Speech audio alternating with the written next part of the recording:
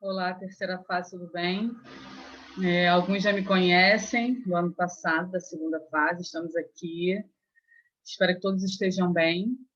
E a gente vai começar hoje aquilo que a gente chama de terceira parte da gramática, podemos pensar assim, né? Que é onde a gente começa a trabalhar com análise sintática, né?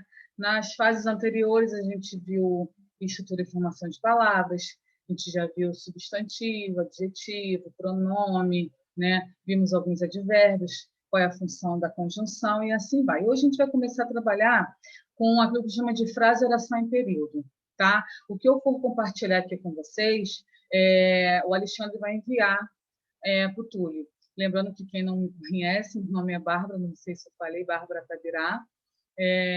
E sempre que vocês quiserem falar comigo, é só mandar um recado para o Alexandre, que o Alexandre envia para mim, tá? Então, vamos lá. Eu vou compartilhar aqui a tela do material que vocês também vão receber em casa, né, pelo Túlio, só para poder explicar para vocês. Um conteúdo fácil, tranquilo, tá? Vamos lá. A gente vai ver agora frase, oração e período, certo? Professora, para mim é tudo a mesma coisa, que eu me lembro lá da escola. Não, mas não é. Frase é uma coisa, oração é outra, período é outra, tá? Vamos por parte. O que é frase? Diz que frase é todo enunciado linguístico, né, que possui sentido completo. Então, se eu chego para você e coloco isso aqui, gente, ó, para você ver a diferença. Deixa eu botar de uma cor mais chamativa.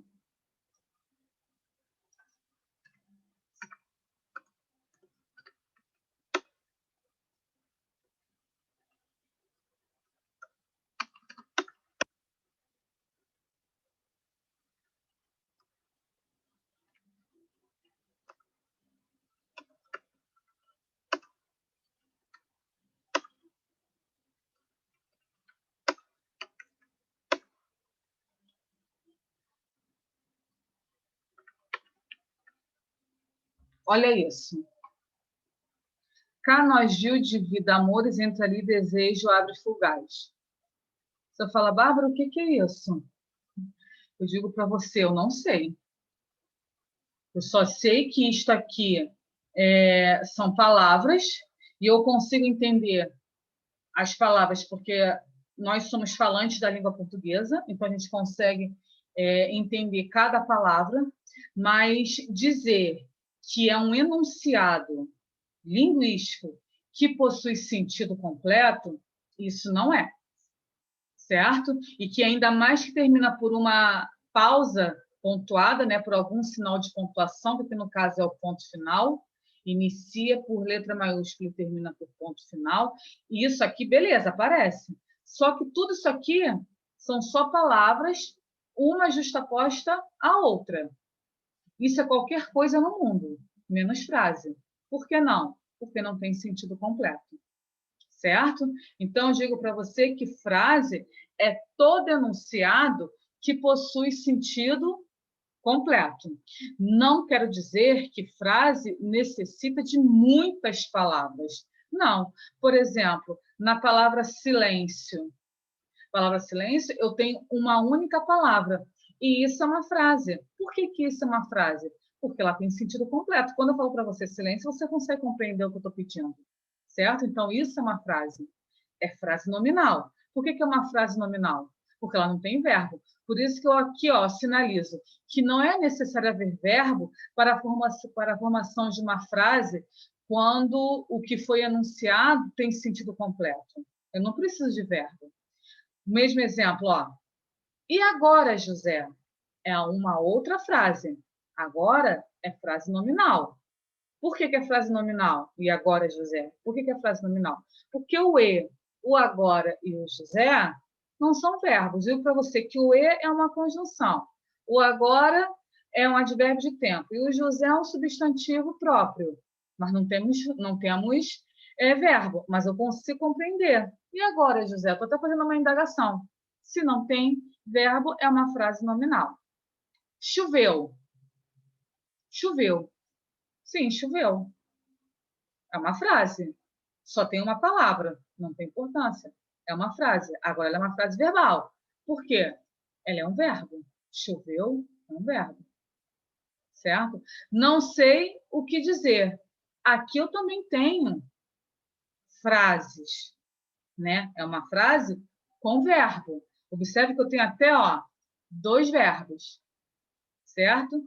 Diz que as frases são marcadas por entonação, que na escrita ocorre com o recurso de sinais de pontuação.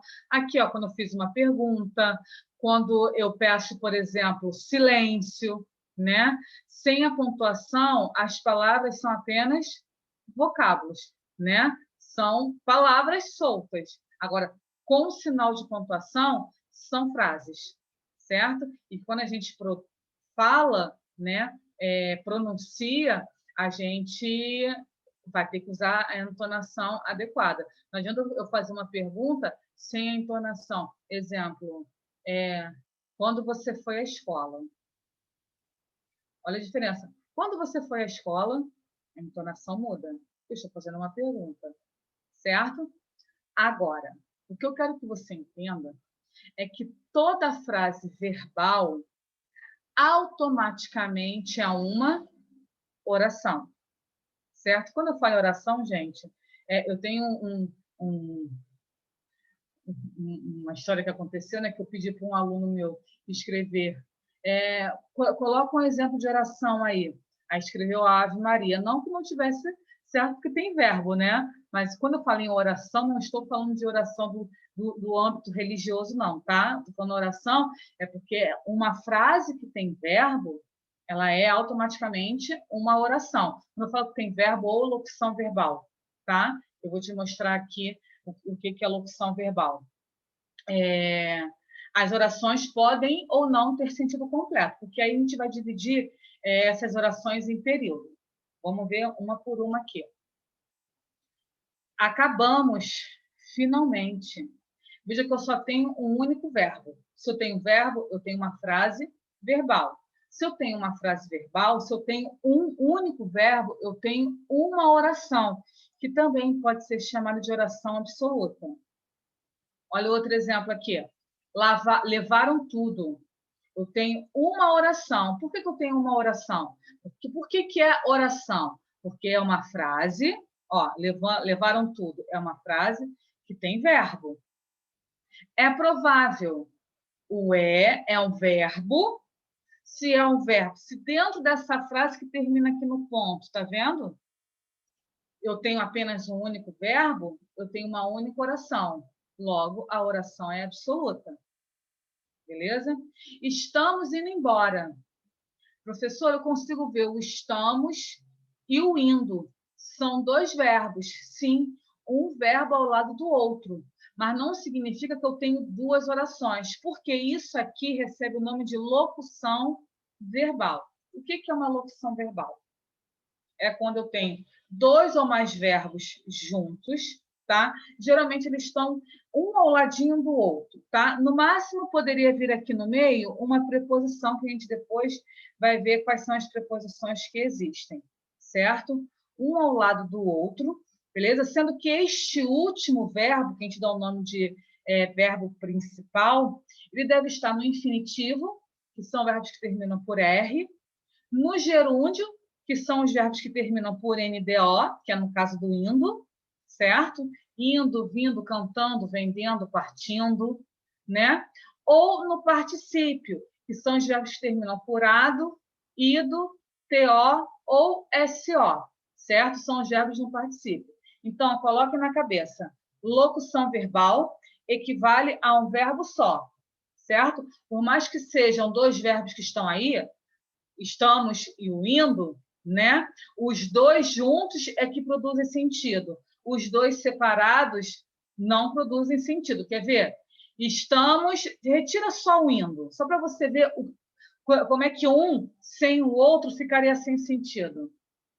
Estamos embora para casa. Tá vendo como é que ficaria sem sentido? Mesma coisa se eu falasse para você, indo embora para casa. Tá vendo? Falta alguma coisa, ou seja, falta o outro verbo, que é o verbo aqui no caso estamos, que é o verbo auxiliar, e o indo, que é o verbo principal, certo? Formando uma locução verbal. Mas eu quero que você entenda que locução verbal são dois verbos com a função de um só, certo? Por isso que temos uma única oração. Diferente disso aqui, ó. Encontrei o livro e devolvi ao dono. Aqui não.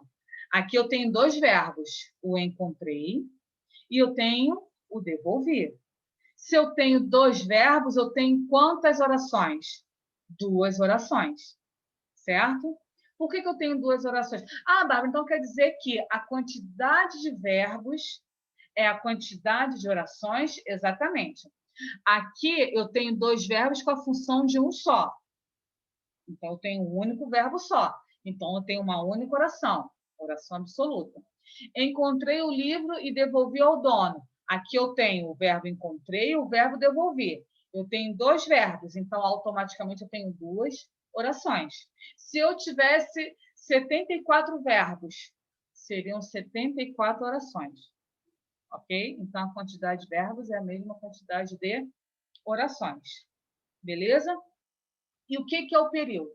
O período é a frase organizada em uma ou mais orações. Ou seja, não existe, eu não posso dizer que um período tem frase nominal. Claro que não.